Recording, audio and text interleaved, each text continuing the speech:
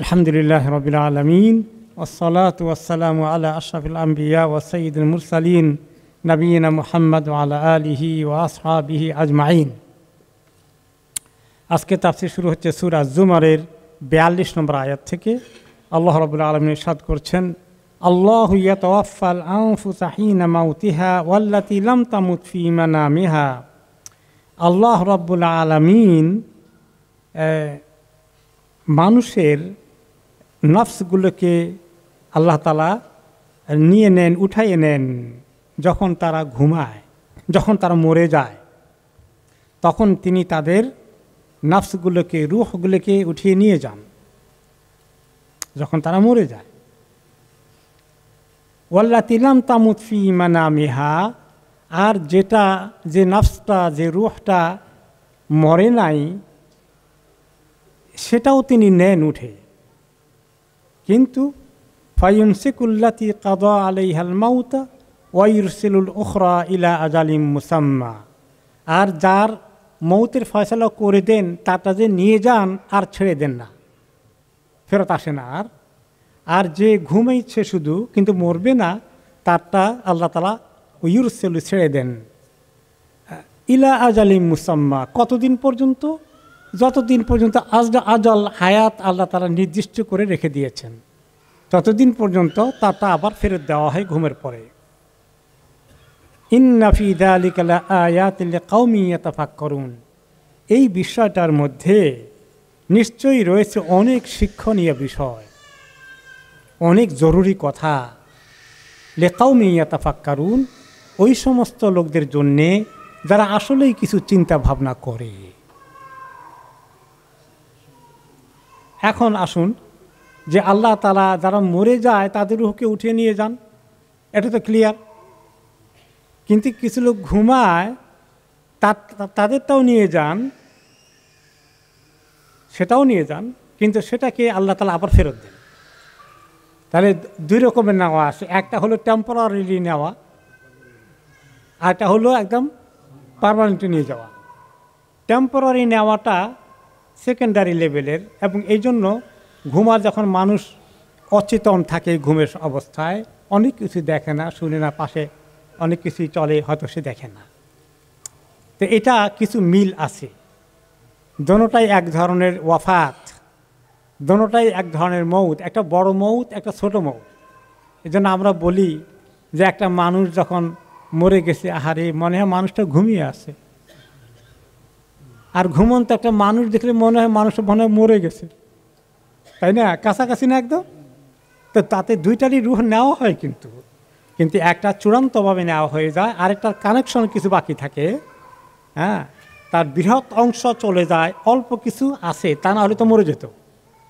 একটুখানি থেকে যায়, এই কানেকশনটা একটু টের পায়, এবং এটা নির্ভর করে ঘুমের অবস্থা কতটুকু গভীর, তাই না? তো এই যে এই দুটোই এক ধরনের মৌত, একটা মৌতুন সগরা আর একটা মৌতুন কোবরা। ঘুমটা ছোট মৌত, আর মরে যাওয়াটা বড় মৌত। তো আল্লাহ রাব্বুল আলামিন আমাদেরকে কতবার করে প্রতি রাতে এইভাবে নিয়ে যান, একটা ছোট মৌত হয়ে যায়। এই জন্য এই ঘুমের সময় আমরা একটা দোয়া পড়ার কথা হাদিসে এসেছে। হ্যাঁ, সেটা কি? হ্যাঁ, বিসমিকা আল্লাহুম্মা আমুতু ও আহিয়া, বিসমিকা আল্লাহুম্মা আমুতু ও আহিয়া, যা আল্লাহ আপনার নামেই আমি মরি, আর আপনার নামেই আবার আমি জীবন ফেরত পাই। তাহলে এই মরা, ঘুমের মরা কথা বলা হচ্ছে এখানে।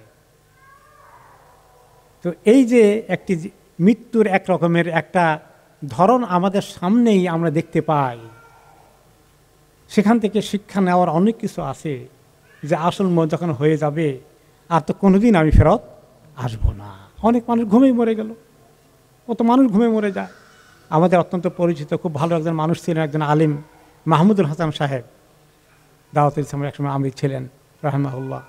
তিনি এভাবে ঘুমের মধ্যে চলে গেছেন। তো এই যে এত বড় একটা ঘটনা, শোয়ার সময় মৌতের কথা মনে করে শোয়া, আর ওই সময় নিজের জীবনের আত্মসমালোচনা করা, সারা দিনের কাজের একটা হিসাব নেওয়া, এবং আল্লাহ তাআলা আমাকে যদি উঠান, আমি যেন আল্লাহ তাআলার যা গুনাহ করেছি এগুলো মাফ করে দেন, আবার কালকে থেকে যেন আল্লাহ আমাকে বেশি করে তার ইবাদত করার তৌফিক দান করেন, এইভাবে যেন আল্লাহ আমাকে উঠান। এগুলো একটু রিয়ালাইজ করা আমাদের তো অনেক সময় মনে থাকে না। দোয়াটা মুখে বললাম ঠিকই, কিন্তু অর্থটা কি, অর্থ তর্জমা জানলেও ওই মাইন্ডে সেটা এত ভালো করে ঢুকে না। পড়ছি, দোয়া একটা পড়ে গেলাম, কি এর মধ্যে অনেক অর্থ আছে, যে আল্লাহর নামে আমি মরি, আল্লাহর নামেই জিন্দা হই। এবং এই যে আয়াতটা যদি আমাদের মেমোরিতে থাকে যে কোনো কোনো মানুষ ঘুমেই মরে যায়, তারা আর ফেরত আসে না। এটা আজীব কুদরত, কীভাবে আল্লাহ তাআলা মানুষকে এইভাবে একদম এত তার ইন্দ্রিয় শক্তিকে কীভাবে নাই করে ফেলেন।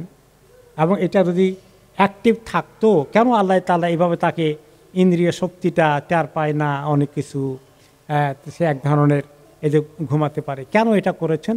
এই জন্য করেছেন যে আমাদের ইন্দ্রিয় শক্তিগুলো, অনুভূতি, শ্রবণ শক্তি সব কিছু যখন অ্যাক্টিভ থাকে আমরা ক্লান্ত হয়ে যাই। এখন যখন আমরা ঘুমাবো আমাদের এনার্জির জন্য এগুলো সব সুইচ অফ করে দেওয়া লাগে। এগুলো যদি সব সুইচ অন থাকে তাহলে তো রেস্ট হবে না, এনার্জি আসবে না, সারা দিনের ক্লান্ত দেহে নতুন করে এনার্জি ঢুকবে না, ঘুমের মাধ্যমে এনার্জিটা প্রবেশ করবে। তার জন্য এগুলো সুইচ অফ করে রাখতে হবে। সুইচটা আপনি অফ করেন কিনা? আপনি অফ করেন? কে অফ করেন? আল্লাহ তাআলা অফ করেন। অফ করে দেন, বান্দা তুমি ঘুমাও, রেস্ট নাও, তোমার সারাদিনে ক্লান্তি দূর করো, এনার্জি ঢুকাও ভিতরে। পরের দিন আবার সতেজ দেহে উঠবে, এনার্জি নিয়ে উঠবে, উদ্যম নিয়ে উঠবে। উঠবো তো আমি চাকরি করব, ব্যবসা করবো, দোকানে যাব, আমার অনেক প্ল্যান আছে। কিন্তু ওইটার সঙ্গে যদি অ্যাড করি, আহারে আমি আজকে তো বেশি ইবাদত করতে পারলাম না, আমার জীবন তো এভাবে প্রতিদিন যাচ্ছে, আল্লাহ আগামীকালকে আল্লাহ আপনি আমাকে বেশি করে তৌফিক দিয়েন, এরকম আল্লাহর কাছে বেশি বেশি করে আল্লাহর নৈকট্য অর্জনের জন্য যদি চাইতে পারি, তাহলে আমাদের কিসমতটা কত ভালো হবে। কিন্তু আমরা গাফলতির সাথে ঘুমাই, গাফলতির সাথে উঠে দোয়া একটা পড়লাম আর কি। দোয়াটাকে প্রত্যেকটি দোয়া জীবনের আগে পরে যে দোয়াগুলো আছে এগুলোতে পড়ি, সুন্নতের আমল হয়, এখানেই সীমাবদ্ধ, খালি একটু সওয়াবের জন্য পড়ি।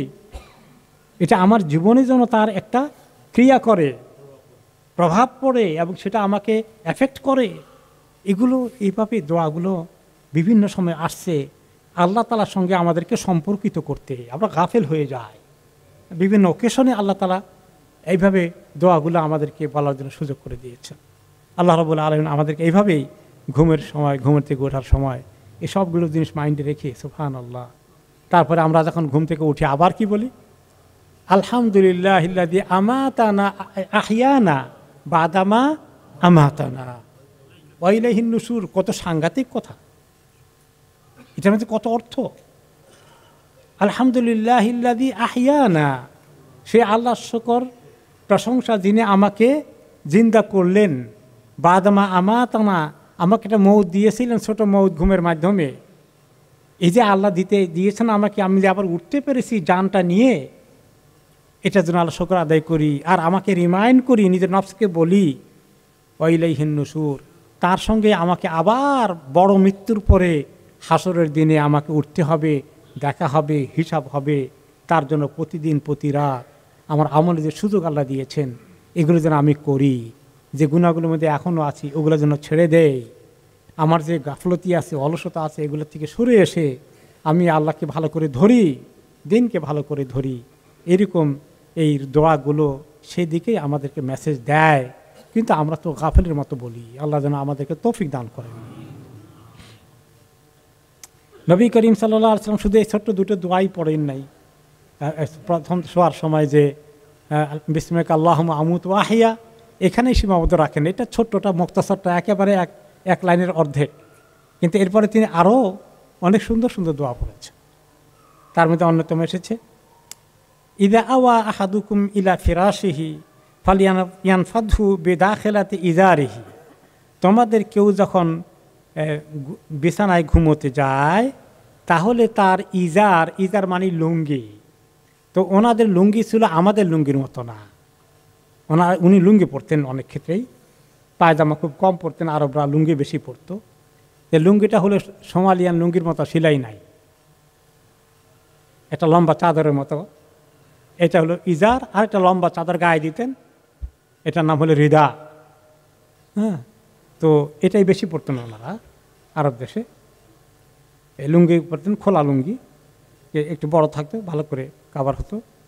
তো বলে যখন তুমি ঘুমাতে যাবা তোমার এই ইজারের ভেতরের অংশের নিচের দিক দিয়া বেডটাকে ঝাড়ু দিও, নিজের হাতে ধরে আমনে করে কাপড়টাকে আপনার লুঙ্গিটাকে ধরে আমনে করে ঝাড়ু দিও। এই একটা সুন্নত আমল তিনি শিখিয়েছেন। এই হলো এটা যে তুমি এটাকে সাফ করবে, কেন এটাকে একটু ঝাড়ু দিয়ে সাফ করতে হবে?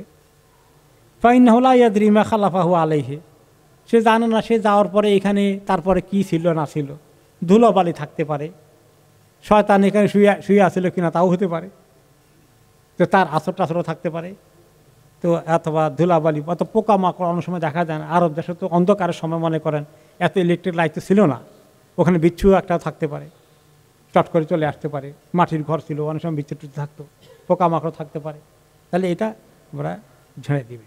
এখন আমি চেষ্টা করেছি লুঙ্গি দিয়ে ছাড়তে, আমাদের লুঙ্গি দিয়ে সুবিধা হয় না, ওনাদের খোলা লুঙ্গি ছিল, তো কী করবো, অন্য গামছা টামছা বা টাওয়াল দিয়ে আমরা মুছি আর কি। এইভাবে এই সুন্নাতটা আমল করেন তো সবাই? হ্যাঁ, মিস করবে না, কমপক্ষে সুন্নাতের আমল করতে হবে।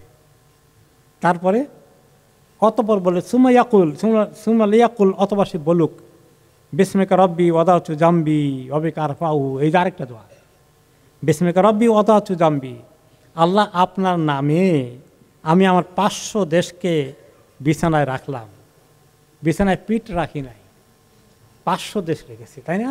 একটা সুন্নত পাওয়া গেল, চিত হয়ে শোয়া সুন্নত, হ্যাঁ, ডান পাশ হয়ে শোয়াটা সুন্নত।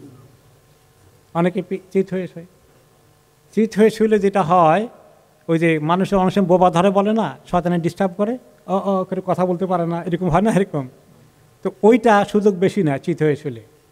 কায়ত হয়ে শুলে যাদের এটা ধরে বেশি করে, কায়ত হয়ে শুয়ে দেখবেন পরীক্ষিত অনেক কম হয়। সুন্নত আমল করছেন তো কোন কাত হবেন, ডান কাত না বাম কাত? ডান কাত। আচ্ছা, এটা হলো বেস্ট শোয়া, ডান কাতে শোয়া। তার চেয়ে একটু কম ফজিলতের শোয়া হলো চিত হয়ে শোয়া, এর মধ্যে কোনো ফজিলত নাই। তারপরে কেউ যদি কোনো সময় শোয়, এটা একবারে খুব বেশি যে নাফরমানি হয়েছে তাও না, কিন্তু উপর হয়ে শোয়া তিনি বলেছেন, আল্লাহ তাআলা বলেছেন যে আল্লাহ এই উপর হয়ে শোয়াকে অত্যন্ত ঘৃণা করেন। উপর হয়ে শোয়াটা অনেক ঘৃণা আল্লাহর কাছে, কখনো উপর হয়ে শুব না, ঠিক আছে? ডান কাত হয়ে, টায়ার্ড হয়ে গেলে বাম কাতেও যাওয়া যায়, সেটা সেকেন্ড বেস্ট। ফার্স্ট বেস্ট হলো ডান কাত, সেকেন্ড বেস্ট বাম কাত, তারপরে কোনো সময় চাইলে চিত হয়ে শোয়া। এই 3 ধরন, এই তিনটার মধ্যে লেভেলের দেখলেন তো কোনটা সবচেয়ে উত্তম। আর উপর হয়ে শোয়া যাবে না, সোজা কথা, উপর হয়ে শোয়া যাবে না, এটা আল্লাহ অনেক ঘৃণা করেন। তো তিনি বলেন যে আল্লাহ বিসমিকা রব্বি ওয়াদাউতু জামবি, যে আপনার নামে আমি আমার 500 দেশকে রাখলাম বিছানার মধ্যে, ওয়াবিকা আরফাউহু, আর এভাবে শরীরটা যে রাখলাম আপনার নামেই আমি আবার এটাকে উঠাবো, আমি যখন আবার উঠবো আপনার নামেই উঠবো, তখন বলবো আলহামদুলিল্লাহিল্লাযী আহইয়ানা বা'দা মা আমাতানা ওয়া ইলাইহি নুশুর। এখন এই যে ওয়াবিকা আরফাউ, আপনার নামেই আমি আমার শরীরকে উঠাবো, 500 দেশকে উঠাবো। ইন আমসাকতা নাফসি ফারহামহা, আপনি যদি আমার রূহ যে নেবেন ঘুমের সময়, নিয়ে যদি আপনি আপনার কাছে রেখে দেন, ধরে রাখেন, আর দেন না, আর ফেরত পাঠাবেন না আমাকে, তাহলে আল্লাহ মেহেরবানি করে আমার এই রূহটাকে আপনি রহমত দিয়েন, ফারহামহা, তাকে আল্লাহ রহমতের ভিতরে ঢুকিয়ে দিয়েন। আর যদি ওয়াইন আরসালতাহা, আর যদি সেটাকে আপনি আবার ফেরত পাঠিয়ে দেন সকালবেলা, ফাহফাযহা বিমা তাহফাযু বিহি ইবাদাকাস সালিহিন, তাহলে রূহটাকে আপনি হেফাজতে রাখেন, যে রূহটাকে আপনি নেককারদের রূহকে যেভাবে হেফাজতে রাখেন সেভাবে তাকে আপনি হেফাজতে রাখবেন। তার মানে নেককারদের রূহের কাছে শয়তান ওয়াসওয়াসা দিতে সহজে পারবে না, জিন ডিস্টার্ব করতে পারবে না বেশি, এই জন্য আর ওইভাবে আপনি সেটাকে হেফাজত করে রাখবেন। বুখারী মুসলিমতে এতে হাদিসটি বর্ণিত হয়েছে, অনেক মজবুত হাদিস। তাহলে শোয়ার পরে শোয়ার সময় আরেকটি দোয়া পাওয়া গেল। এভাবে আরও একাধিক দোয়া আছে, আজকে 2টা পর্যন্ত থাকুক, হ্যাঁ, যে এটাও আমরা মুখস্থ করার চেষ্টা করি।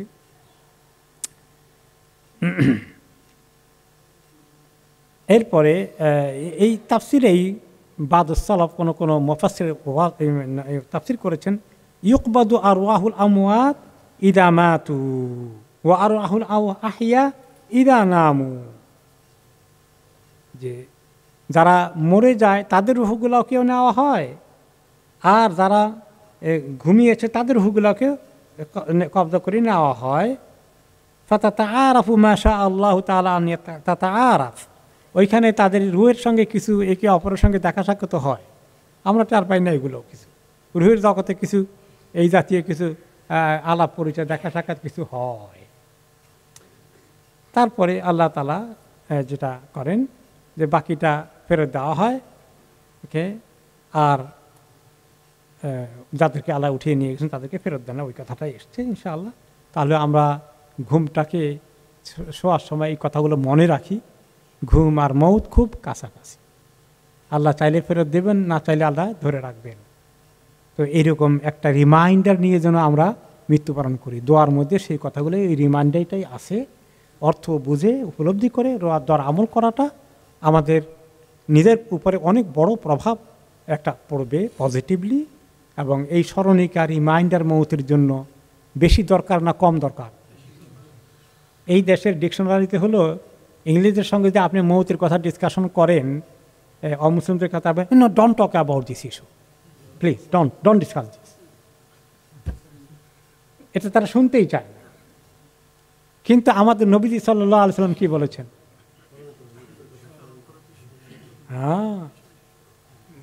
আকসিরু মিন যিকরি হাদিমিল লাযযাত, ওই জিনিসকে বেশি বেশি করে স্মরণ করো, রিমাইন্ড করো, ডিসকাশন করো, আলোচনা করো, যেটা দুনিয়ার সমস্ত মজাকে নিঃশেষ করে দেবে। কেউ সাকরাতের হালতে দিকে যাচ্ছে, শেষ অবস্থা টের পাচ্ছে, এখন যদি বলে অমুক সুন্দরী যুবতীর বিয়ের প্রস্তাব আপনার কাছে আসছে, রাজি আছেন কিনা, কি মনে হয়? এই সব মজা এখন শেষ। ওই জমিটা কিনতে চেয়েছিলেন, কিনতে পারেন না, এখন বিক্রি করতে রাজি হয়ে গেছে, এখন আর ইন্টারেস্ট আছে আপনার? নাই। তো এটাকে বেশি বেশি করে স্মরণ করতে বলেছে। তাই বেশি বেশি করে মৌতের কথা স্মরণ করা, কবরের আযাব কি হবে আল্লাহ, এই যে আমরা নামাজ পড়ি, জানাজা পড়ি, সুবহানাল্লাহ, একটা সৌভাগ্য ইসলামের মসজিদের ইমাম এবং মুসল্লিদের যে প্রতিদিন রিমাইন্ডার হচ্ছে সুবহানাল্লাহ। এবং ইমামকে তো একদম লাশের কাছে দাঁড়াতে হয়। হ্যাঁ, আমি দেখেছি সুবহানাল্লাহ, এর যে কি একটা ইফেক্ট। লাশ যখন সামনে থাকে না, তখন আর সামনে থাকার মধ্যে পার্থক্য আছে। সুবহানাল্লাহ, মনে হয় যে আল্লাহ যে বক্সে যে শুয়ে আছে, আল্লাহ এরকম আমিও তো একদিন শুয়ে যাব, এরকম আমার জানাজা লোকেরা পড়বে। প্রতিটি জানাজা আমাদের জন্য রিমাইন্ডার, প্রতিটি জানাজা রিমাইন্ডার। এইভাবে আমাদের দুনিয়ার স্বপ্ন, দুনিয়ার পরিকল্পনা বিশাল বিশাল হতেই থাকে, এর কোনো লাগাম নেই। একটা অ্যাচিভ করে আরেকটা, অ্যাচিভ করে আরেকটা, এমনভাবে ছুটছি। আরে কোন সময় আল্লাহ ব্রেক কষে টান দিবেন, এক টানেই শেষ। একটু ছেড়ে দেবেন না, তখন কি উপায় হবে? এই জন্য এই মৌতকে আল্লাহ তাআলা যেন আমাদেরকে বেশি করে চোখের সামনে রাখেন, আমাদেরকে যেন ভুলিয়ে না দেন, তাহলে আমাদের গাফলতি অনেক দূর হবে।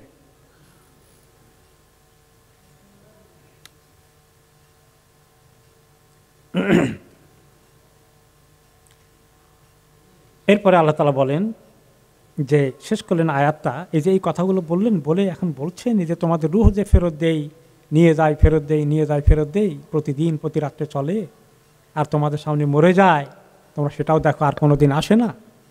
ইন্না ফি যালিকা, এই কার্যক্রমগুলোর ভিতরে, এই সমস্ত কিছুর ভিতরে লা আয়াতিন, অনেক শিক্ষার বিষয় আছে। কাদের জন্য? লিকাউমিন ইয়াতাফাক্কারুন, ওই সমস্ত লোকদের জন্যে যারা চিন্তাশীল, যারা বিবেক সম্পন্ন, যারা এখান থেকে লেসন নেয়, শিক্ষা গ্রহণ করে। প্রত্যেকটি মৌত আমাদের জন্য শিক্ষা। ইবরাতুন লিউলিল আবসার। তো প্রত্যেকটি লোক শিক্ষা নিতে হবে। এক একটি মৌত যেন আমাকে অবশ্যই নাড়া দেয়, আমার চিন্তার মধ্যে একটা জাগরণ সৃষ্টি করে, নাড়া দেয় যে আমারও একদিন এরকম হতে পারে। এটা কোনো ঠিক নাই যে আমি আর 50 বছর, 10 বছর, 5 বছর, 3 বছর, আগামী বছর পর্যন্ত বাঁচবো, কোনো নিরাপত্তা নেই, যে কোনো সময় হয়ে যেতে পারে। আমিত্তাখাযু মিন দুনিল্লাহি শুফাআ কুল আওয়ালাউ কানু লা ইয়ামলিকুনা শাইআন ওয়া লা ইয়াকিলুন। মক্কার লোকগুলো তারা যে এত করে নবী করিম সাল্লাল্লাহু আলাইহি ওয়াসাল্লাম এই সমস্ত কথা তাদেরকে শোনালেন, আবু জাহল আবুল হাব কি ঈমান এনেছিল? তিনি তো 13টি বৎসর পর্যন্ত অল্প কয়েকজনকেই পারলেন, অতি অল্প সংখ্যক। তো তাদেরকে তখন তিনি দাওয়াতি কাজ করছেন, তিনি চিন্তিত হয়ে পড়ছেন, তারা তো ঈমানের দিকে আসছে না, কি করা যায়, কি করা যায়, ওনার কত পেরেশানি। আল্লাহ তাআলা ওনার এই অবস্থাকে হালকা করার জন্য বলছেন, আমিত্তাখাযু মিন দুনিল্লাহি শুফাআ। হে নবী, আপনি কি জানেন তারা মনে হয় যেন এরকমই ধরে নিয়েছে যে তারা কিছু সুপারিশকারী আল্লাহর কাছে ঠিক করে রেখেছে, কিছু সুপারিশকারী ধরে রেখেছে, তাদের জন্য শাফাআত করবে, সুপারিশ করবে, আল্লাহর কাছ থেকে ছুটিয়ে নিতে, জাহান্নাম থেকে রক্ষা করে জান্নাতে নিয়ে যেতে, তারা তাদের জন্য অনেক সুপারিশ করবে, এরকম তাদের ধারণা আছে। আপনি জানেন তো, এটার ভিত্তিতে তারা বলে না, তাদের লাত মানত থেকে শুরু করে ওজ্জা হবল অনেকগুলো আছে, এক একটাই এক এক সার্ভিস করবে, তারা এত পূজা করে, এগুলোর তারা কি কিছুই করবে না, এই আশা তাদের আছে। এগুলো নিয়ে তারা এই অন্ধ বিশ্বাস, যার কোনো ভিত্তি নেই, এগুলোর মধ্যে তারা আছে। তো আপনি তাদেরকে শুনিয়ে দেন, কুল আওয়ালাউ কানু লা ইয়ামলিকুনা শাইআন ওয়া লা ইয়াকিলুন। তারা যদি তাদের যে সমস্ত মাবুদগুলোকে, মূর্তিগুলোকে সাজিয়ে টাজিয়ে তাদের কাছে প্রার্থনা করতে থাকে, আচ্ছা আপনি বলেন এইগুলো যদি কোনো ক্ষমতাই না রাখে তোমাদের জন্য সুপারিশ করতে, ওয়ালা ইয়াকিলুন, তারা যদি কিছুই বুঝতে নাও পারে, তোমরা কি তাদের কাছে বলছো? মূর্তি কিছু বুঝে? তার কাছে আকুতি কাকুতি মিনতি যা কিছু করে কিচ্ছু বুঝে? পাথর, কাঠের মূর্তি, পাথরের মূর্তি, ধাতব পদার্থের মূর্তি, তো কিচ্ছু বুঝে না, তার কোনো আকল তো নেই। তো এরা যদি এক নম্বরে এদের কোনো ক্ষমতা নাই, আল্লাহ তো ওদেরকে কোনো ক্ষমতা দেনইনি কারো জন্য সুপারিশ করতে, আর ওরা তো শুনিও না, সুপারিশ তো দূরের কথা। তো তাদেরকে বলে দেন, সুপারিশ পেতে হলে আল্লাহর দিকে আসো। লিল্লাহিশ শাফাআতু জামিআ, শাফাআত আল্লাহর হাতে রেখেছেন, কাকে বরাদ্দ করবেন এটা তিনি তাকে সেটা পারমিশন দিবেন। তোমরা কয়েকজন মিলে বানিয়ে ফেললা এই পাথরগুলোকে, তারা করবে, তারা এদেরকে সুপারিশ করার দায়িত্ব তোমরা দিয়েছ। এই হলো মুশরিকরা এই কাজ করেছে। মুসলমানদের ভিতরে মাজার পূজারী যারা আছে তারা এগুলাকে ঠিক আরেকটি কপি করেছে, তাই না? এই যে অমুকের দরগাহের উসিলা, অমুক পীরের উসিলা, হ্যাঁ, এই সব কিছু আমাদের আল্লাহর কাছে তারা অনেক সুপারিশ করবে, তাদেরকে হাদিয়া তোহফা দিয়ে একদম মালামাল করে দিলে তারা অবশ্যই যাওয়ার সময় নিয়ে যাবে। বললাম না, এক্সাম্পল দিয়েছিলাম যে আল্লাহ তাআলার কাছে পার হওয়ার জন্য এক্সাম্পল দিয়েছে যে আল্লাহ তাআলা তো বলছে প্রত্যেকে একা একা আসবা, এটা কোরআনে আছে, ফরদা প্রত্যেকেই তোমরা। কিন্তু তারা বলে যে না, এটা একটা দুনিয়ার উদাহরণ নিয়ে আসে, বলে আপনি যদি সেক্রেটারিতে ঢুকতে চান পাস লাগে, অনেক সময় পাস টাস পাবেনও না। তা আপনি যদি আপনার এই সেক্রেটারি সাহেব অথবা বড় বস যিনি আছেন তার ব্যাগটা হাতে করে নিয়ে যান পিছনে পিছনে, হ্যাঁ, তাহলে তো আপনারা জিজ্ঞাসাই করবে না, ঢুকাই দেবে। এরকম বড় একজনকে ধরেন, সবাই পক্ষে সরাসরি যাওয়া সম্ভব না, তারা এরকম কথা বলে। আরে সবাইকে পারবে না কীভাবে, কারো উসিলে পার হয়ে যেতে হবে, এটা এত সহজ জিনিস। এইভাবে করে তারা এই সমস্ত তত্ত্ব আবিষ্কার করেছে, আর আবিষ্কার করে মানুষগুলোকে বোকা বানিয়ে দিয়েছে। আর তাদের এই হাদিয়া তোহফা খাওয়ার ব্যবস্থা হয়ে আছে। কি পরিমাণ এক একটা মাজারের খাদেম, তাদের কত লক্ষ কোটি টাকা প্রতি বছর জমা হয় বলেন তো, কি পরিমাণ, কি এক ব্যবসা শুরু হয়েছে তৌহিদের নামে শিরক। আর আমাদের জাতিকে এখন এখান থেকে উদ্ধার করা গেল না। যে যারা আছেন বিভিন্ন মাজারে আশেপাশে যাওয়া আসা করেন, আত্মীয় স্বজনকে বলেন কিছু, এগুলো বলা বলি করা লাগবে না। এই জন্য এরা যারা এইরকম মাজার কেন্দ্রিক চলে তাদেরকে বুঝান যে তাকে আল্লাহ কোনো ক্ষমতা দেন নাই, কাকে দিয়েছেন আমি কি জানি? আরে আপনি নেককার হয়ে গেলে, আল্লাহর বান্দা হয়ে গেলে আপনাকে আল্লাহ তাআলা সেটা দিতে পারেন। তো আপনাকে কয়জনে দিবেন, কার কার দিবেন, আপনার ইচ্ছা এটা। আপনি চাইলে করতে পারবেন। মান যাল্লাযী ইয়াশফাউ ইনদাহু ইল্লা বিইযনিহি, কোন আয়াতে?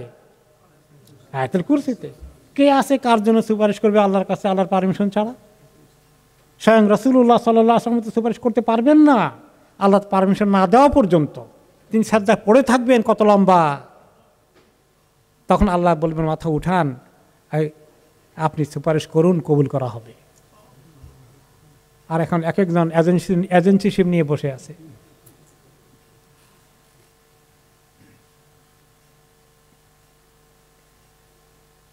কুলিল্লাহিশ শাফাআতু জামিআ লাহু মুলকুস সামাওয়াতি ওয়াল আরদি সুম্মা ইলাইহি তুরজাউন। আপনি বলে দিন সমস্ত সুপারিশের চূড়ান্ত অথরিটি আল্লাহ তাআলার হাতে। আকাশ জমিনের সব কিছুর ক্ষমতা একমাত্র তার হাতে, কাউকে শেয়ার করান না। না অনেক কুতুব আবদাল আছে, তাদেরকে ক্ষমতা ভাগ করে দিয়েছেন, তাই না? এগুলো শুনেন নাই? বিভিন্ন কুতুব, বিভিন্ন আবদালকে দুনিয়া ভাগ করে দিয়েছেন আল্লাহ তাআলা। এই এরিয়ার কুতুব উনি, ওই এরিয়ার আবদাল উনি। বিভিন্ন এমন সুফিজমের মধ্যে এমন এমন পরিভাষা আবিষ্কার করে নিয়েছে, আকতাব ও আবদাল সৃষ্টি করে রেখেছে। এগুলো রহস্যজনক জিনিস আবিষ্কার করেছে। অনেকগুলো চলে আসছে গ্রিক ধর্ম থেকে, কিছু আসছে হিন্দু ধর্ম থেকে নিয়ে এগুলোর একটা শাস্ত্র বানানো হয়েছে। এগুলোর অনেক তত্ত্বকথার কাহিনী, হ্যাঁ, বই পুস্তকও লেখা হয়ে গেছে। সব গাঁজাখড়ি কথা। কোরআনের বিরুদ্ধে কোনো কথা থাকলে এটা কোনো রকমের গ্রহণযোগ্য হতে পারে? প্রশ্নই আসে। কোরআনের সঙ্গে সাংঘর্ষিক হবে, এটা তো ডাস্টবিনে ফেলে দিতে হবে। তাহলে সমস্ত ক্ষমতা একমাত্র আল্লাহ তাআলার হাতে। সুম্মা ইলাইহি তুরজাউন, তোমরা তার কাছেই ফেরত যাবা, তার সঙ্গে সম্পর্ক ঠিক করো। ইন্না লিল্লাহি ওয়া ইন্না ইলাইহি রাজিউন, ওই রুজুর অর্থ ফেরত যাওয়া। এই জন্য মরে গেছে তার জন্য খবর শুনলেই বলি ইন্না লিল্লাহি ওয়া ইন্না ইলাইহি রাজিউন। তো যারা এটার অর্থ বুঝে না, আপনারা বুঝেন, তাফসীরে অনেকবার শুনেছেন, তারা বুঝে না, তারা মনে করে এটা একটা সুন্দর দোয়া বোধ হয়। এখানে মাইতের জন্য এক পয়সারও কিছু নাই। কার জন্য আছে? নিজের জন্য। আরে উনি মরে গেছেন, আরে আমিও তো আল্লাহর জন্য সৃষ্টি হয়েছি, আমিও তো আল্লাহর কাছে এইভাবে ফেরত যাব, মরে যাব একদিন। তাহলে প্রতিটি মৌত আমাকে রিমাইন্ডার হিসাবে কাজ করলো, আমাকে রিমাইন্ড দিল, আমাকে স্মরণ করিয়ে দিল এই কথা আমার জন্য, মাইতের জন্য নয়।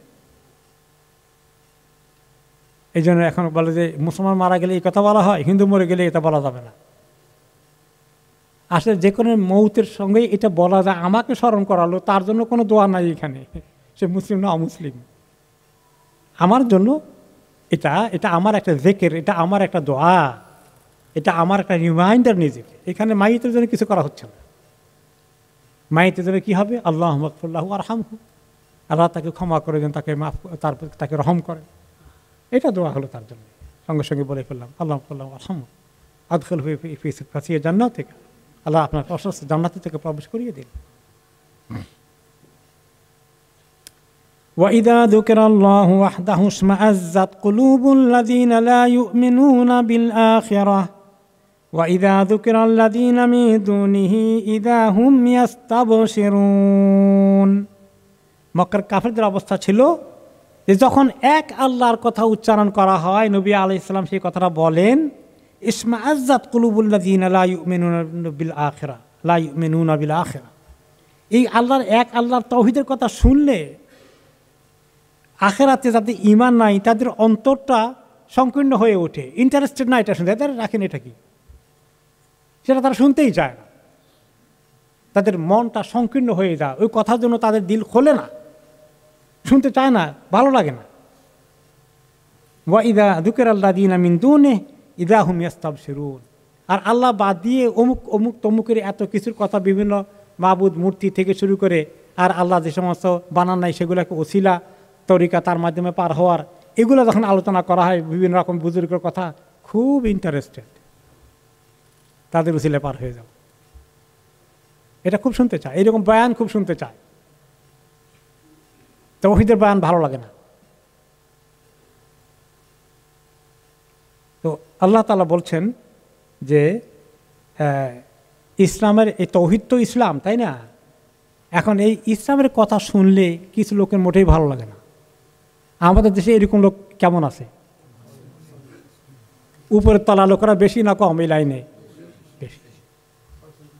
তারা বলে যে আর এই সমস্ত 1400 বছর আগে কথা বাদ দেন তো, সেগুলো দিয়ে সমাজ, রাষ্ট্র, বিচার ব্যবস্থা, ইকোনমি কিছুই চলতে পারে না। আমরা কত দুনিয়া কত এগিয়ে গেছে, এখন 1400 বছরের পিছনে নিয়ে যান। তুমি শিক্ষিত হয়ে শয়তানের রাস্তায় গিয়ে তুমি আল্লাহকে ব্যাকওয়ার্ড মনে করে দিয়েছো না? আমার আল্লাহ জানেন না এই কোরআন কিয়ামত পর্যন্ত তার এটা ইফেক্টিভ থাকবে নাকি থাকবে না? তুমি কি পণ্ডিত হয়েছ? তোমাদের এত দুঃসাহস, আল্লাহর কাছে যেতে কয়দিন লাগবে যে আমরা আমাদের দেশকে 1400 বছর পিছনে নিতে পারি না? কত জঘন্য কথা! এই সমস্ত কথা বলে ঈমান থাকে? কখনো থাকে না, কখনো থাকে না। কিন্তু মরে গেলে তুমিও তো জানাজা চাও। তোমার তৌহিদে নাই, তোমার তৌহিদ না থাকলে ঈমানই নাই, তুমি মুশরিক হয়ে গেছো, কাফের হয়ে গেছো। তুমি ইসলামকে এরকম বললে তার ঈমান থাকার কথা নয়।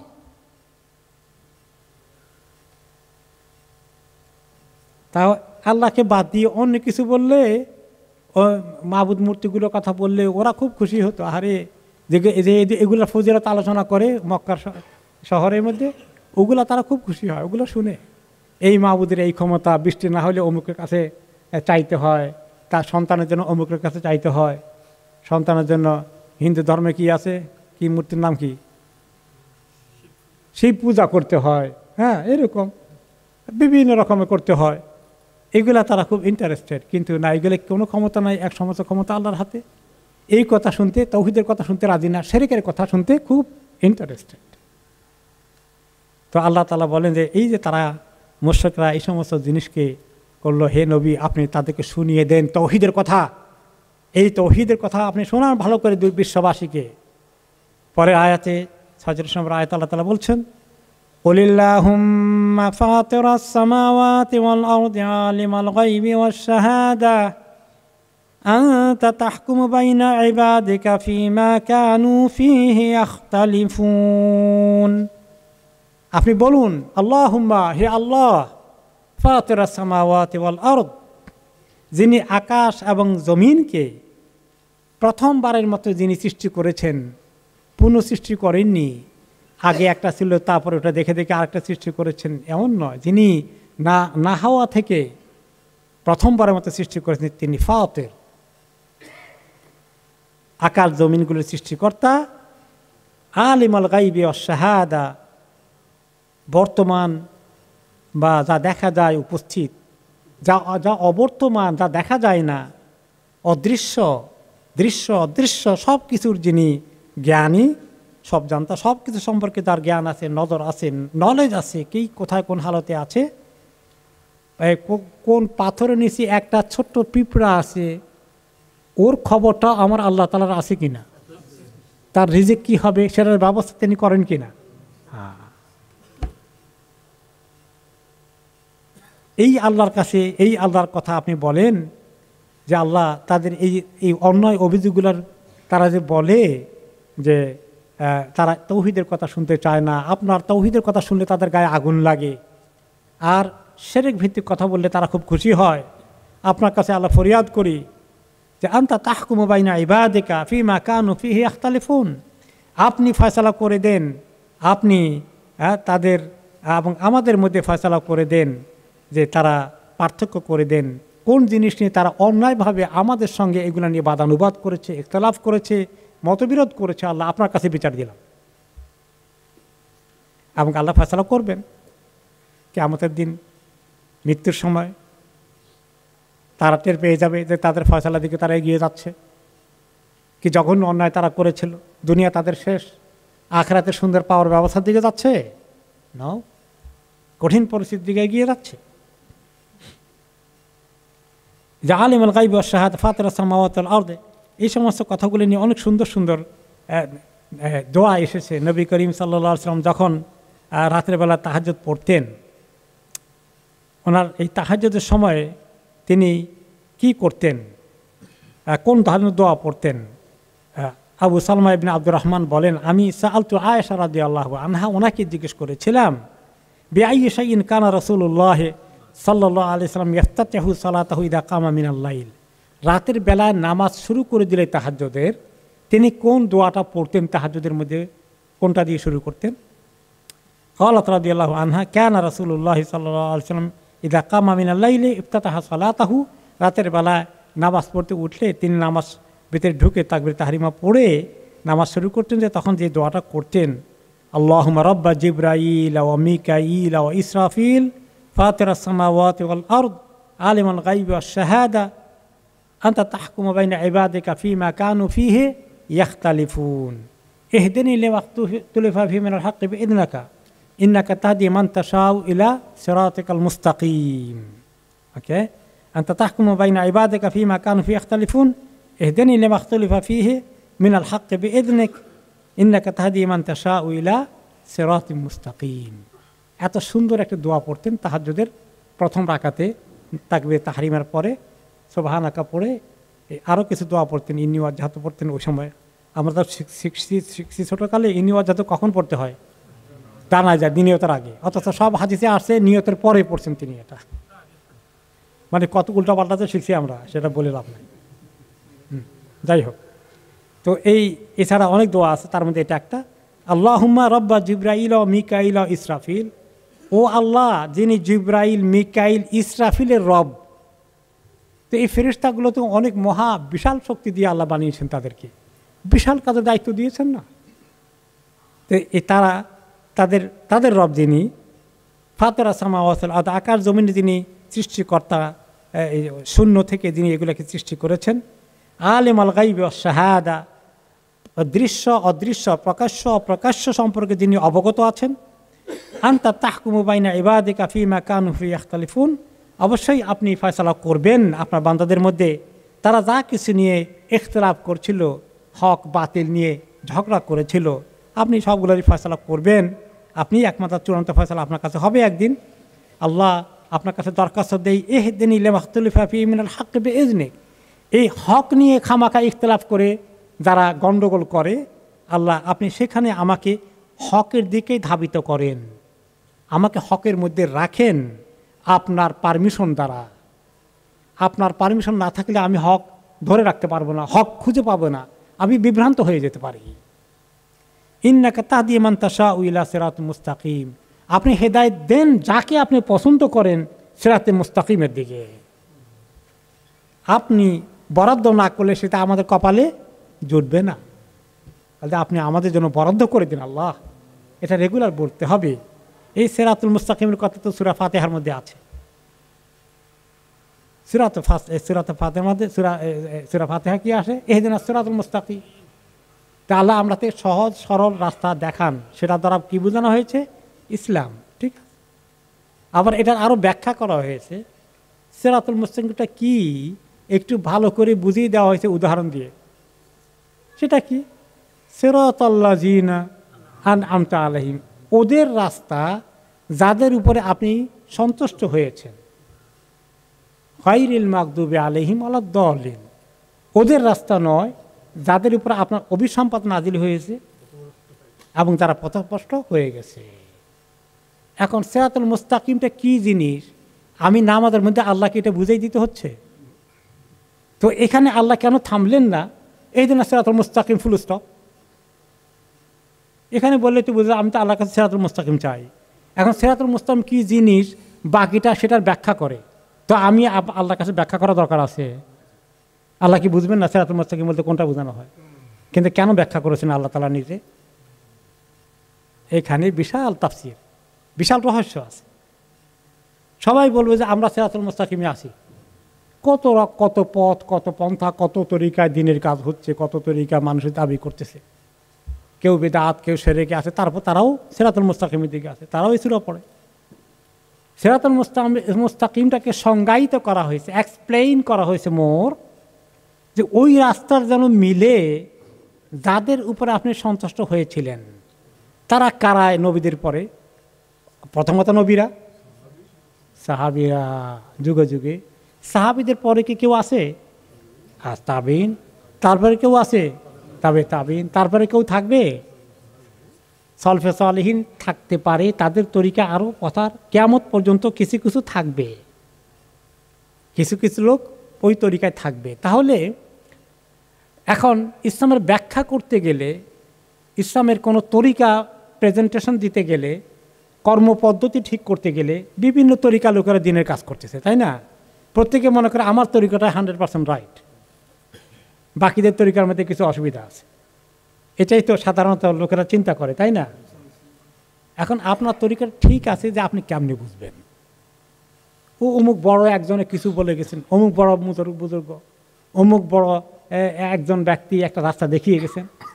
দিনের তরিকা মুজাদ্দিদরা বিভিন্ন সময় বিভিন্নভাবে হেল্প করেছেন, কিন্তু যাদের প্রতি আল্লাহ সন্তুষ্ট হয়েছেন এগুলোর ব্যাপারে এই তাফসিরের মধ্যে, হাদিসের মধ্যে যাদের কথা আসছে, সাহাবাদের কথা আসছে, তাবিনদের কথা আসছে, তাবিনদের কথা আসছে, যে আপনার খায়রুল কুরুনে কারনি সুম্মাল্লাযিনা ইয়ালুনাহুম সুম্মাল্লাযিনা ইয়ালুনাহুম, সর্বোত্তম যুগ ছিল আমার যুগ, সাহাবীদের যুগ। অথবা তাদের পরের যুগটা তারা হলেন তাবিঈনদের যুগ, যারা সাহাবীদেরকে দেখেছিলেন, এই সেকেন্ড জেনারেশন। তারপরে সুম্মাল্লাযিনা ইয়ালুনাহুম, এরপরে এই তাবিঈনকে যারা দেখেছিলেন, তাদের থেকে দিন শিখেছিলেন, তাদের তরিকায় চলেছিলেন, তারা কে? তাবিঈন। তাহলে এই তিন যুগটা মেইন। এরপরে ওনাদের ধারায় সিলসিলার মধ্যে পর্যায়ে পর্যায়ে সালাফ as-সালিহুন যারা ছিলেন, বিভিন্ন ইমামরা, মুহাদ্দিসিনরা, ফুকাহারা, যারা সত্যিকার আমল করেছেন, সহিহ দ্বীনের ব্যাখ্যা করেছেন, তাদের লাইনে থাকা, ওদের লাইনটাকে বোঝানো হয়েছে সিরাতাল্লাযিনা আনআমতা আলাইহিম, তাদের লাইন থেকে যেন ছুটে না যায়। ব্যাখ্যার মধ্যে, তাফসিরের মধ্যে, আমলের মধ্যে, ওনাদের আমলে জমানায় এগুলো কিছু ছিল না, আমি আপনি মিলে একটা আবিষ্কার করে ফেললাম, আসেন এই তরিকে আমল করি, ওনাদের সঙ্গে মিলে না, তাহলে হবে না। তাহলে কোরআন এবং হাদিস দুইটার পরেও আরেকটা আল্লাহ রাখছেন, সেটা কি? সলফে সালেহিনের তরিকা। সলফে সালেহিনের তরিকা মানে সাহাবা, তাবিউন, তাবিঈন, এবং ওনাদের ধারাকে যারা পরবর্তী পর্যায়ে ইমাম ইবনে তাইমিয়া রাহমাতুল্লাহ থেকে 4 ইমাম থেকে শুরু করে অন্যান্য আইম্মারা সবাই ওই লাইনের মধ্যে ছিলেন। তো আপনার আমার কোনো ব্যাখ্যা, কোনো দৃষ্টিভঙ্গি যদি সাহাবীদের সঙ্গে, তাবিঈনদের সঙ্গে, তাদের সঙ্গে না মিলে, তাহলে আমার আপনার চিন্তা ঠিক আছে? হ্যাঁ, এই কথাটা ভালো করে বুঝতে হবে যে সাহাবারা এই তরিকা কাজ করেছেন কিনা। ওইটার সঙ্গে না মিললে এটা কোনো সহিহ ইসলামের কাজ নয়। ওইটার ধারা এইভাবে একটা পুরো জেনারেশন না হলেও যুগে যুগে কিছু আল্লাহ তাআলার যারা ইলম অর্জনকারী খাঁটি আলেম রয়েছেন, তাদের কাছে ওই ধারাটা পাওয়া যাবে। ওইটাতে বিভিন্ন তরিকা, বিভিন্ন রকমের ফর্মুলা, তারা কিছু বেশ কম আছে প্র্যাকটিক্যাল জিনিসগুলো, কিন্তু অরিজিনাল স্পিরিটটা তাদের সমস্ত কর্মসূচির সঙ্গে সাহাবায়ে কেরাম, তাবিনের সঙ্গে মিলতে হবে। কোনো কর্মসূচি যদি না মিলে তাহলে ইট ইজ কোয়েশ্চেন মার্ক। কথা বুঝতে পেরেছেন? হ্যাঁ, সম্ভাবনা আছে বেদাতের দিকে চলে যাওয়ার জন্যে, যেগুলো ওনাদের সঙ্গে মিলে না। তাহলে আসল তো হলো কোরআন সুন্নাহ। তো কোরআন সুন্নাহ, তারপরে আবার এটা কেন যোগ হলো? এই জন্য যে কোরআন সুন্নাহতে কিতাবে আছে, বাস্তবে কি এটা বোঝার জন্য তাদের আমলের বিস্তারিত জিনিসগুলো আমাদের কাছে যে আছে, যে ট্রেজার অফ নলেজ, তাদের প্র্যাকটিস, তাদের সুন্দর আন্ডারস্ট্যান্ডিং। এই জন্য আমরা তাফসীরে গেলে শুধু আমরা কি কোরআনের আয়াত আর হাদিসে সীমাবদ্ধ থাকি? আমরা ইমামদের কাছে যাই না, সাহাবাদের কাছে যাই, তাবিঈনদের কাছে যাই, তাদের আন্ডারস্ট্যান্ডিং আমাদের আন্ডারস্ট্যান্ডিংয়ের সঙ্গে মিলতে হবে। দেখেন, তার এক্সাম্পল একটা দেই, যে নামাজ 5 ওয়াক্ত ফরজ, এটারে আপনার 3 ওয়াক্ত ফরজ বানাইছে কিছু লোকে। কোরআনিস্ট এক গ্রুপ আছে, যে আল্লাহ বলছে 3 বেলা নামাজ পড়তে, তোমরা 5 বেলা কই পাইলা? এই যে আকিমিস সালাতা লিদুলুকিশ শামসি ইলা গাসাকিল লাইলি ওয়া কুরআন আল ফজর, 3টা জিনিস বলছে, যে নামাজ পড়া সূর্য ঢলে যাওয়ার পর, লিদুলুকিশ শামসি, সূর্য ঢলে যাওয়ার পরে, ইলা গাসাকিল লাইল, রাতের অন্ধকার যখন এসে যায়, 2 নম্বর ওয়াক্ত, আর 3 নম্বর ওয়াক্ত কোরআন আল ফজর। তাহলে সব মিলে 3টা পাওয়া গেলো কোরআনে, তোমরা 5টা কই পেলা? হ্যাঁ, এখন বলেন এটা জবাব কি? জবাব হচ্ছে হাদিসের মধ্যে, এবং হাদিসের মধ্যে তাফসিরের মধ্যে এসেছে দুলুকি শামসে সূর্য ঢলার পরে 2টা নামাজ। ঢলে গেলে প্রথমটার নাম কি? জোহর। তারপরে আরেকটু পরে আরেকটা নামাজ, তার নাম হলো আসর। এই 2টা ঢলে পড়ার পরে এই 2টা। আর রাতের অন্ধকার যখন শুরু হয়ে যায়, অন্ধকার নেমে আসলে প্রথমটা হলো মাগরিব, দ্বিতীয়টা হলো এশা। আর কোরআন আল ফজর বলতে ফজরটা চলে এসছে। এই যে এগুলো, এই কোরআনের ব্যাখ্যা কোথায় পাওয়া গেছে? হাদিসে পাওয়া গেছে। নবী করিম সাল্লাল্লাহু আলাইহি ওয়াসাল্লাম এই 5 ওয়াক্ত এইভাবে ব্যাখ্যা করে গিয়েছে, এবং সেগুলো তাফসীরের মধ্যে এই ব্যাখ্যা যোগ হয়েছে। সালফে সালেহীন আমাদের কাছে সেগুলোকে সীমা টিমা সব লাইন টাইন কতক্ষণ থাকবে ওয়াক্ত, হাদিসের আলোকে এগুলোকে বের করে করে করে বিস্তারিত তৈরি করে দিয়ে গেছেন। তাহলে সিরাতাল্লাযীনা আনআমতা আলাইহিম, এইটা কথাটা অর্থ বুঝতে পেরেছেন?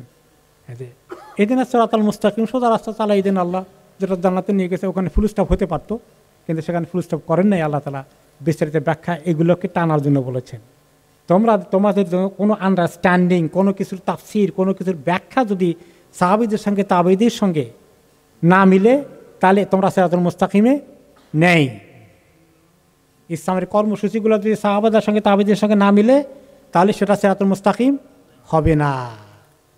কেউ বলবেন ওরা তো 100 বছর আগে গেছে, এখন দুনিয়া কত আবিষ্কার হয়ে গেছে, কত দূর এগিয়ে গেছে, এখন তো নতুন নতুন করে আমাদের অ্যাডপ্ট করতে হবে, নিউ আইডিয়াগুলো আসবে। তো আল্লাহ তাআলা কোরআন হাদিসের মধ্যে, ইসলামের মধ্যে সব কিছুর মধ্যেই নতুন অনেক কিছু ফিট করার মতো প্র্যাকটিস সেখানে আছে। আর যেটা কোনো রকমেই ফিট হয় না, সেটা কখনো ইসলাম হবে না। ক্লিয়ার?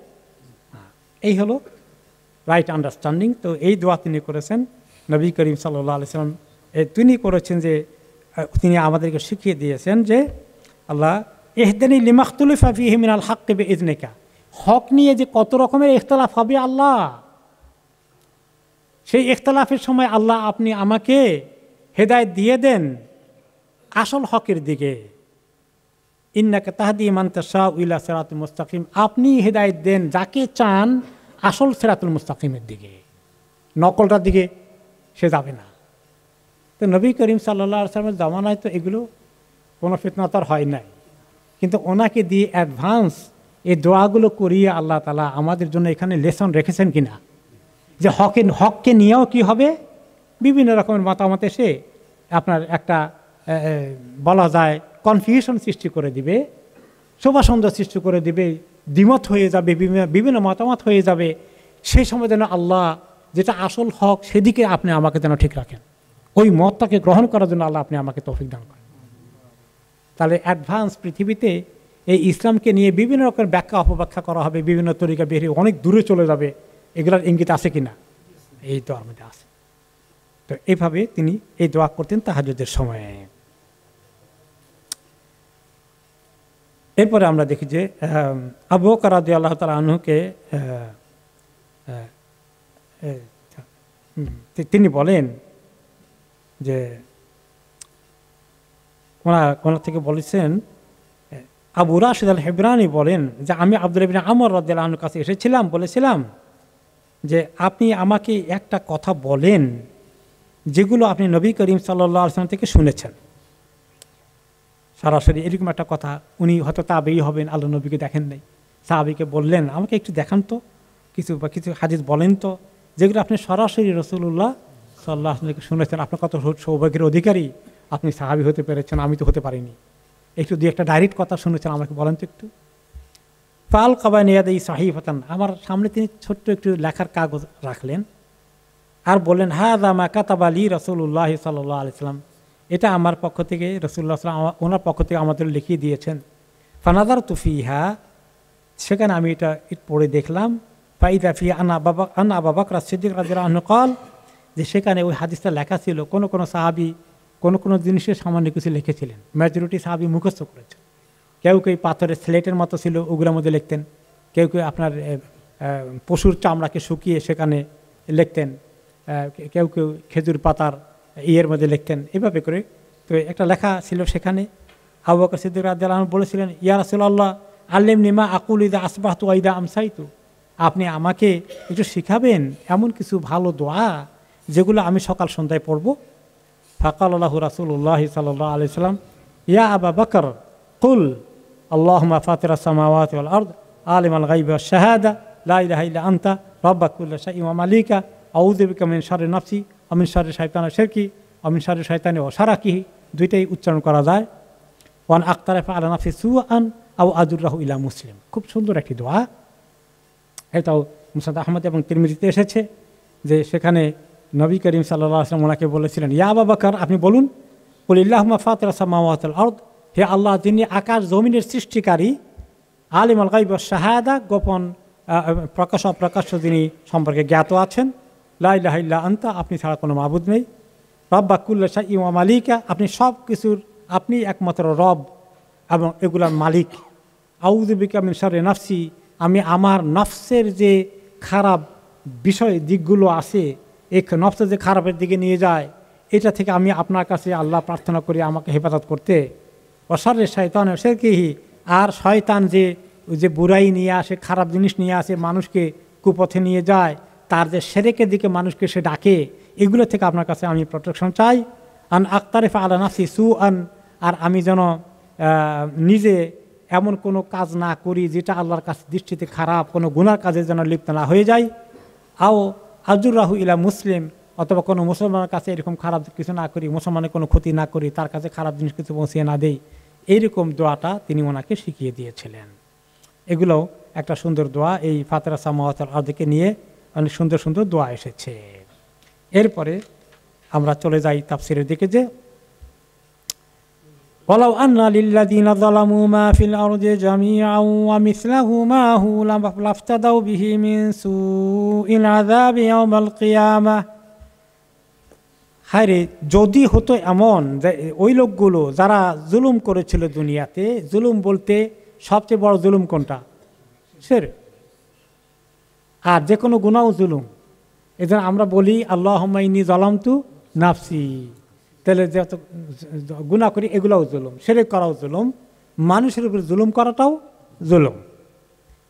ওয়ালাউ আন্না লিল্লাযীনা যালামু মা ফিল আরদি জামিআন ওয়া মিসলাহু মাহু, ওই সমস্ত লোকরা যারা অনেক জুলুম করেছিল, যদি এমন হতো যে তাদের দুনিয়াতে যা কিছু আছে সমস্ত কিছু এবং এর আরও এই পরিমাণ ডবল কিছু তাদের হাতে আসে কিয়ামতের দিন, একজনকে যদি এরকম কিছু অধিকারী বানিয়ে দেওয়া হয় ওই জালিমদের কাউকে, লাফতাদাউ বিহি যে এগুলো সব দিয়ে দাও, এখন তোমাকে আমি জাহান্নাম থেকে মুক্ত করে দেব, তখন জালিমরা হাসরের ময়দানে গোটা দুনিয়ার মালিক তাকে বানিয়ে দিলে, যা তো সম্পদ আছে এবং এর মতো আরেকটি দুনিয়া জোগাড় করে দিয়ে তার সম্পদ ভর্তি করে তার হাতে দিলে, এখন সে যদি বলে এই দুইটা সব সম্পত্তি দিয়ে দিলে আমাকে, সমস্ত দুই দুনিয়া আমাকে দিয়ে দিলে, আল্লাহ যদি বলেন তাহলে জাহান্নাম থেকে মুক্তি দিবা, তখন তারা কি করবে?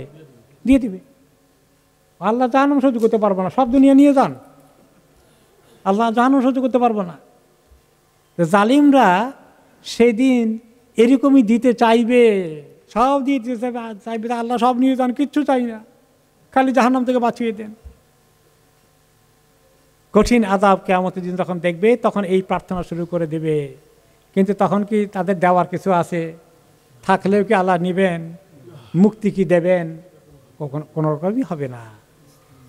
ওয়াবাদা লাহুম মিনাল্লাহি মা লাম ইয়াকুনু ইয়াহতাসিবুন, তাদের সামনে খোলা হয়ে গেছে, এসে গেছে, একদম ক্লিয়ার হয়ে গেছে যে তারা যা কিছু ধারণা করেছিল, সব যা কিছু তারা চিন্তাও করেনি তা তাদের সামনে চলে এসেছে।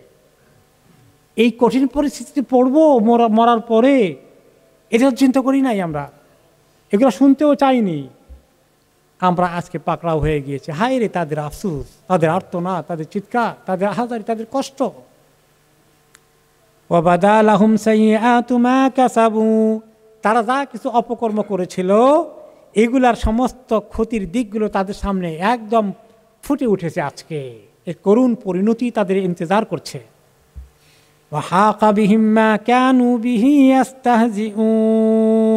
তাদেরকে ঘেরাও করে ফেলেছে, তাদের সেটার মধ্যে আটকে পড়ে গেছে ওই জালের মধ্যে, যে কথা থেকে তাদেরকে সাবধান করা হয়েছিল, যে কথা বলতে গেলে তারা উপহাস করতে, কিসের আবার মৌত, মৌতের পরে কিসের আবার জীবন।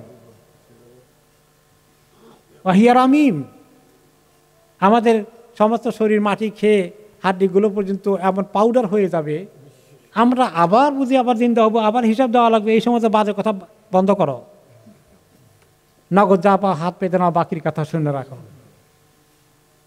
তখন তারা দেখবে আরে এগুলো তো সব নগদ দেখতেছি, এখন বাকির নাম ফাঁকি না তো।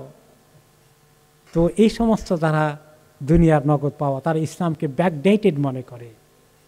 এগুলো কি বলার, তারা বলে যে এগুলো অন্ধবিশ্বাস, এগুলো মূর্খতা, জ্ঞান চর্চা করে তারা এত পণ্ডিত হয়ে গেছে, এগুলোকে উপহাস করত। কিন্তু তারা সব দেখতে পাবে যে তাদের কাছে এগুলো সব চলে এসেছে, এগুলো আর কিছুই ঢাকা নেই, সব কিছু প্রকাশিত হয়ে গেছে।